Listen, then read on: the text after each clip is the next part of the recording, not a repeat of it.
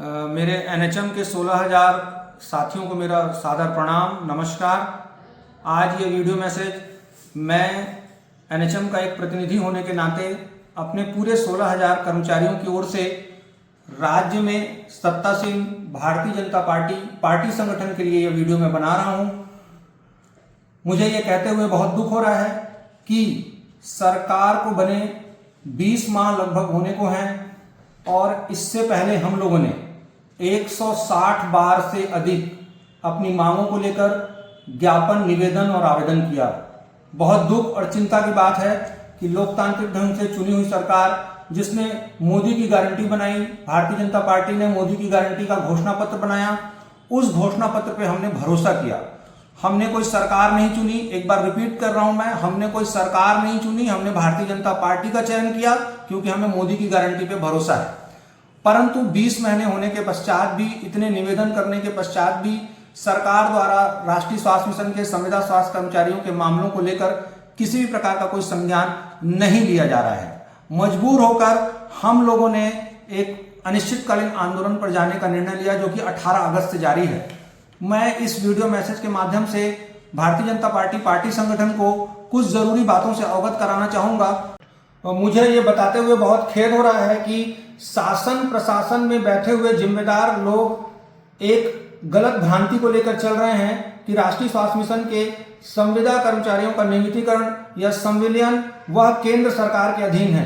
यह पूरी तरह से गलत और भ्रामक जानकारी है और यह भी दुख है कि इस मामले में शासन प्रशासन के जो माननीय मंत्री जी हैं, वह पूर्व कांग्रेस सरकार के माननीय स्वास्थ्य मंत्री जी जैसा बयान दे रहे हैं कि इसमें केंद्र सरकार के हस्तक्षेप की जरूरत है, जबकि ऐसा बिल्कुल भी नहीं है।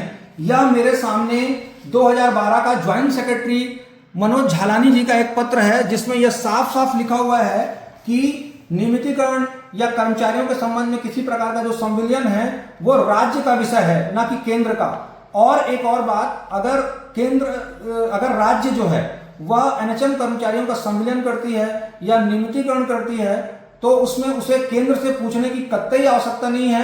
यह पूरी तरह से राज्य का विषय है। और मैं आपको जानकारी दे दूं कि राज्य का विषय होने के कारण ही पिछली सरकार में, यह आप देख रहे हैं, एक नियमितीकरण का प्रस्ताव राज्य शासन को स्वास्थ्य विभाग की तरफ से भेजा गया था। तो यह कहना कि नियमितीकरण केंद्र सरकार के अधीन है, पूरी तरह से भ्रामक और गलत बात है। एक और मामला है, मैं आप सभी से अवगत कराना चाहूंगा। हम लोगों की 10 सूत्री मांगों में एक पब्लिक हेल्थ कैडर भी है।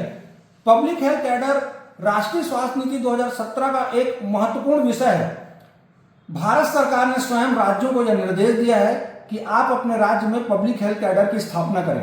पब्लिक हेल्थ कैडर से राज्य की जनता को स्वास्थ्य सुविधाओं का लाभ मिलेगा। यहाँ पर स्वास्थ्य संस्थाएं, संरचनाएं और सुदृढ़ होंगी।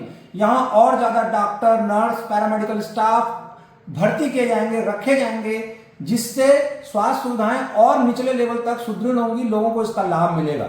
लेकिन पब्लिक हेल्थ कैडर लागू करने का निर्देश देने के पश्चात भी, डबल इंजन की सरकार होने के पश्चात भी छत्तीसगढ़ में इस संबंध में किसी भी प्रकार की कोई ठोस कार्रवाई नहीं की गई है।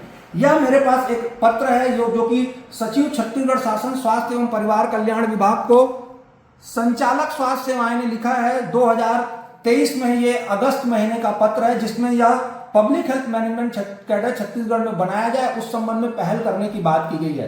परंतु आज पर्यंत तक छत्तीसगढ़ में इस संबंध में कोई भी प्रयास नहीं किया गया है। एक और जो बहुत जरूरी मांग हमारी है, वह है ग्रेड पे का निर्धारण, पे बैंड का निर्धारण। यह अपने आप में बहुत चिंताजनक है और बहुत सोचकर भी अजीब सा अनुभव होता है कि राष्ट्रीय स्वास्थ्य मिशन के कर्मचारियों का वेतन निर्धारण किस प्रकार किया जाता है। राष्ट्रीय स्वास्थ्य मिशन के कर्मचारियों का छत्तीसगढ़ में वेतन निर्धारण करने की किसी भी प्रकार की कोई वैज्ञानिक या सटीक प्रक्रिया नहीं निर्धारित की गई है। और क्योंकि यहाँ पर पे बैंड पे स्केल नहीं है, इसलिए हम ये नहीं कह सकते कि किसी फलाने कैडर का, किसी फलाने पद का वेतन अगर निर्धारित किया गया है तो उसका आधार क्या है। आपको मैं बताऊं, स्वयं ये 2022 की बात है, एक रेशलाइजेशन कमेटी बनी हुई थी डॉक्टर सुभाष मिश्रा सर की अध्यक्षता में। उसने स्वयं, यह देखिए, पे बैंड निर्धारित किया जाना उचित होगा, ऐसी अनुशंसा राष्ट्रीय स्वास्थ्य मिशन संचालक कार्यालय ने स्वयं छत्तीसगढ़ में दी है। आज लगभग 3 वर्ष व्यतीत हो जाने के पश्चात भी पे बैंड का निर्धारण छत्तीसगढ़ सरकार में राष्ट्रीय स्वास्थ्य मिशन कार्यालय ने नहीं किया। तो राष्ट्रीय स्वास्थ्य मिशन इस संबंध में फेल रहा, असफल रहा, अपने ही बनाए अपनी ही समिति की अनुशंसा का उसने पालन नहीं किया। एक और जो हमारी मांग है 27% वेतन वृद्धि की मांग जो है, 27% वेतन वृद्धि को लेकर हमारे ही प्रदेश में पिछले 2023 में मुख्यमंत्री जी ने 27% वेतन वृद्धि की घोषणा की थी। राष्ट्रीय स्वास्थ्य मिशन में वो वेतन 27% प्राप्त नहीं हुआ। इसके पश्चात उसमें विभिन्न प्रकार के कैलकुलेशन, मैथमेटिकल गुणा भाग करने के पश्चात भी हमारा वो जो 27% वेतन वृद्धि था उसे 5% कर दिया गया। आपको मैं बता दूं, उस 5% वेतन वृद्धि को भी अभी तक हमको नहीं दिया गया है। ये स्वास्थ्य एवं परिवार कल्याण विभाग के अवर सचिव छत्तीसगढ़ शासन द्वारा ये दिसंबर 2023 का एक पत्र है जिसमें यह लिखा गया है कि भाई इसमें घोषणा अनुसार राष्ट्रीय स्वास्थ्य मिशन के संविदा कर्मचारियों को 5% वेतन प्रदान करने की सहमति प्रदान की जाती है। वह आज तक पर्यंत तक हमको प्राप्त नहीं है। हमारी मांगों में एक अनुकंपा नियुक्ति भी बहुत महत्वपूर्ण है।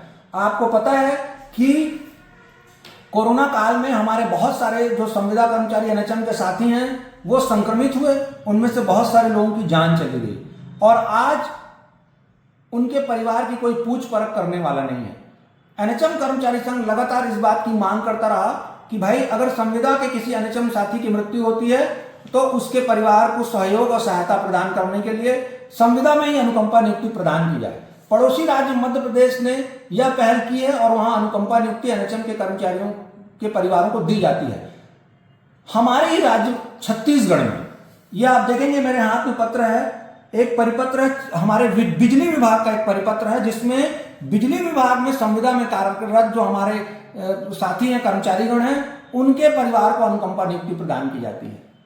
तो छत्तीसगढ़ में इस प्रकार की जो राष्ट्रीय स्वास्थ्य मिशन के कर्मचारियों के साथ पिछले 20 वर्षों के साथ में उनके भविष्य के साथ जो खिलवाड़ किया जा रहा है, उनकी छोटी छोटी मांगे, जरूरी मांगे जो उनकी सामाजिक आर्थिक सुरक्षा के लिए बहुत जरूरी हैं, उनको भी पूरा नहीं किया जा रहा है।